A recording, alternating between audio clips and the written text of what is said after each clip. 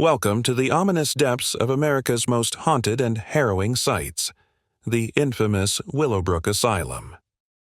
In 1938, plans were formulated to build a facility for mentally handicapped children on a 375-acre site in the Willowbrook section of Staten Island. Construction was completed in 1942, but instead of opening for its original purpose, it was converted into a United States Army hospital named Halloran General Hospital after the late Colonel Paul Stacy Halloran. After the war, proposals were introduced to turn the site over to the Veterans Administration. Still, in October 1947, the New York State Department of Mental Hygiene opened its facility there as originally planned, and the institution was named Willowbrook State School. Throughout the first decade of its operation, outbreaks of hepatitis were common at the school. This led to a highly controversial medical study being conducted there between 1963 and 1966, in which healthy children were intentionally injected with the virus that causes the disease. These studies were designed to gain an understanding of the natural history of infectious hepatitis and subsequently to test the effects of gamma globulin in preventing or combating the disease. The subjects, all children, were deliberately infected with the hepatitis virus. Early subjects were fed extracts of stools from infected individuals, and later subjects received injections of more purified virus preparations. Investigators defended the deliberate infusion of these children by pointing out that the vast majority of them acquired the infection anyway while at Willowbrook, and perhaps it would be better for them to be infected under carefully controlled research conditions. During these studies, Willowbrook closed its doors to new patients, claiming overcrowded conditions. However, the hepatitis program, because it occupied its own space at the institution, was able to continue to admit new patients. Thus, in some cases, parents found that they were unable to admit their child to Willowbrook unless they agreed to his or her participation in the studies. This case caused a public outcry, forcing the study to be discontinued, because of the perception that parents and their children were given little choice about whether or not to participate in research. In 1965, Senator Robert Kennedy paid an unannounced visit to Willowbrook. He found thousands of residents living in filth and dirt, their clothing in rags, in rooms less comfortable and cheerful than the cages in which we put animals in a zoo. Kennedy went on to describe the institution as a snake pit. The visit put conditions at Willowbrook into the national spotlight, and the state of New York responded by developing a 5-year improvement plan. However, after making minor adjustments, conditions at the institution quickly reverted to the inhumane conditions that had thrust it into public consciousness. Through the several decades that Willowbrook was opened, there were continuous allegations of abuse reported on by the local paper, the Staten Island Advance. For many years, these allegations were dismissed, and Willowbrook continued to uphold its well-respected reputation in the community.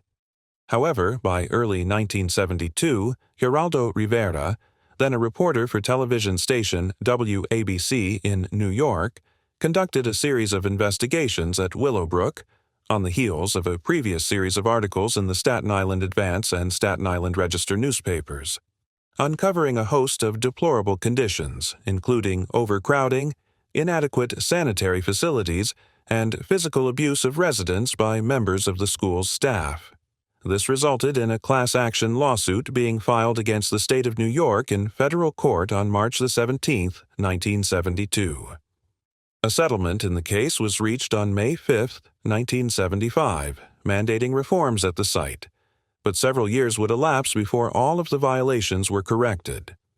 The publicity generated by the case was a major contributing factor to the passage of a federal law called the Civil Rights of Institutionalized Persons Act of 1980. In 1983, the state of New York announced plans to close Willowbrook, which had been renamed the Staten Island Developmental Center in 1974. By the end of March 1986, the number of residents housed there had dwindled to 250, down from 5,000 at the height of the scandal exposed by Rivera, and the last children left the grounds on September 17, 1987. After the developmental center closed, the site became the focus of intense local debate about what should be done with the property. In 1989, a portion of the land was acquired by the City of New York with the intent of using it to establish a new campus for the College of Staten Island. The new campus opened at Willowbrook in 1993. At the same time, one of CSI's two other existing campuses, located in the island's Sunnyside neighborhood, was closed, and that site became the home of a new high school. At 204 acres, this campus is the largest maintained by the City University of New York. The remaining 171 acres of the state school's original property at the south end is still under the administration of the New York State Department of Mental Hygiene, which maintains a facility there called the Institute for Basic Research in Developmental Disabilities. At the institution, research is conducted on Down syndrome, autism, Alzheimer's disease, and many rare diseases. Now, Willowbrook stands as a decaying monument to its grim past, its crumbling facade looming over the landscape like a skeletal reminder of all that went wrong. Vines creep up its weathered walls, their tendrils grasping at shattered windows that seem to stare like empty eyes. The once grand entrance, with its heavy iron gates, now groans on rusted hinges, as if reluctant to admit another soul.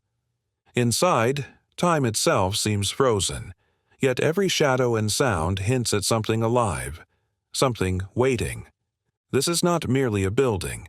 It is a mausoleum of despair, a place where the pain and anguish of the past refuse to be silenced. Visitors report an oppressive atmosphere as though the very walls have absorbed decades of torment. The asylum calls to the curious and the fearless, daring them to uncover its hidden horrors. But those who step inside quickly learn that Willowbrook does not give up its secrets willingly, and some secrets are better left buried.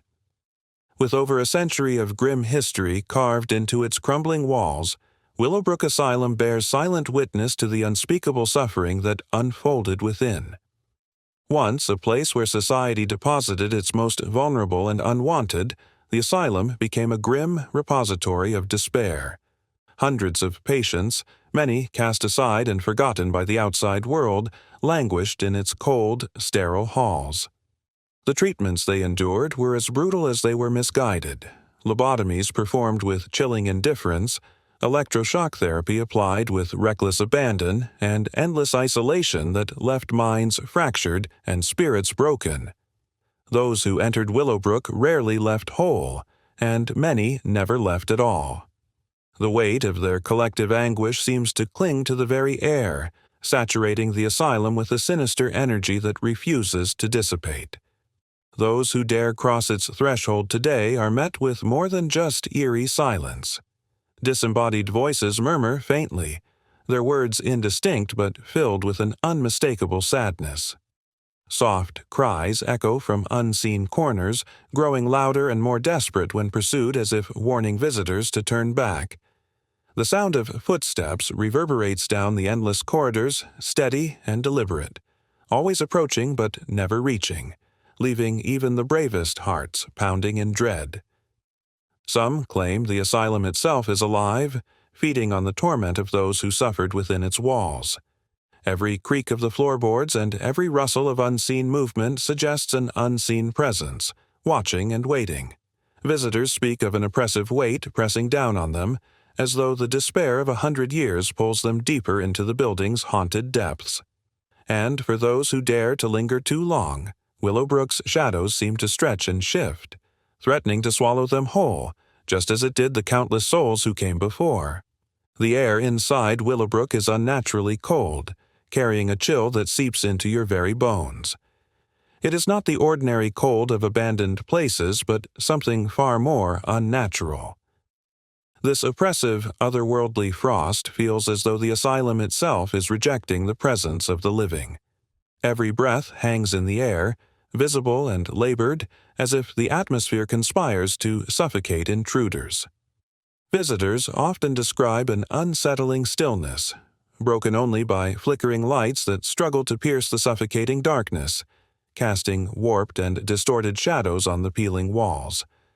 These shadows seem alive, slipping just beyond the edge of sight, teasing and taunting the mind with fleeting glimpses of something, or someone, lurking just out of reach. For those brave enough to bring cameras and recording equipment, Willowbrook offers no shortage of unsettling discoveries. Paranormal investigators have captured inexplicable phenomena.